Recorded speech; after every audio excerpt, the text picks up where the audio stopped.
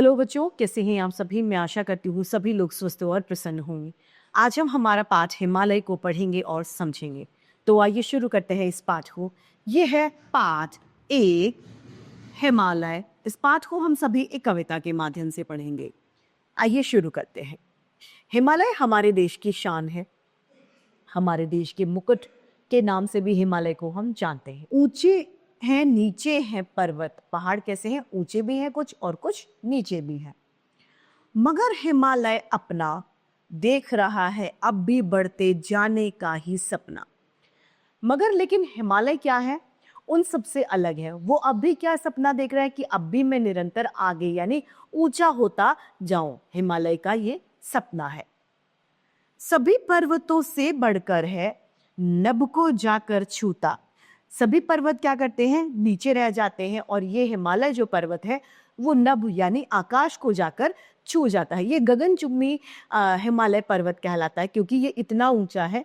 ऐसा लगता है, ऐसा प्रतीत होता है कि ये आसमान यानी अंबर को छू रहा है। किस पर्वत में है हिमगिरी से ऊंचे जाने का बूता? किस यानी कौन से पर्वत में है हिमगिरी यानी हिमालय से ऊपर जाने की बूता यानी हिम्मत? ऐसे कौन से पर्वत में हिम्मत है?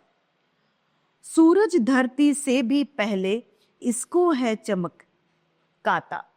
सूरज क्या करते हैं? धरती माँ से भी पहले हिमालय पर्वत पर आ जाते हैं, उनको चमकाते हैं, यानी रोशनी सबसे पहले हिमालय के ऊपर पड़ती है। चंदा भी इस पर ही किरणें पहले है बिखराता। चंद्रमा की किरणें भी जो हैं वो पहले हिमालय पे आती हैं। कई कई नदियों का घर है, उसमें है ये आती, उससे है ये आती। हिमालय से कई सारी नदियां निकलती हैं। अमृत जैसा अपना है ये मीठा पानी लाती। अमृत यानी जिसे पीकर न मरे, इतना अच्छा, इतना स्वच्छ पानी ये लेकर आती हैं अपने साथ में। कहाँ से? हिमालय से। सुंदर हरियाली को अपने सिर पर धरे हुए हैं, यानी हरियाली को अपने सिर के ऊपर रखा हुआ है हिमालय ने। जाने कितने गुण पर्वत अपने में भरे हुए हैं, और पर्वतों ने अपने अंदर बहुत सारे गुण विद्यमान कर रखे हैं। गौरव इनका अब बढ़ने से कभी न रुकने वाला, भारत का यह ऊंचा मस्तक कभी न झुकने वाला।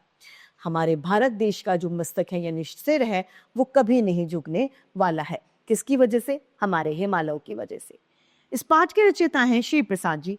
आइए इस कविता को फिर से दोहराएं। ऊंचे हैं नीचे हैं पर्वत, मगर हिमालय अपना देख रहा है अब भी बढ़ते जाने का ही सपना। सभी पर्वतों से बढ़कर है, नभ को जाकर छूता। किस पर्वत में है हिमगिरी से ऊंचे आने का बूता। सूरज धरती से भी पहले इसको है चमकाता। चंदा भी इस पर ही किरणें पहले है बिखराता।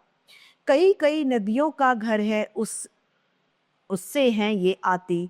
अमृत जैसा अपना ये है मीठा पानी लाती।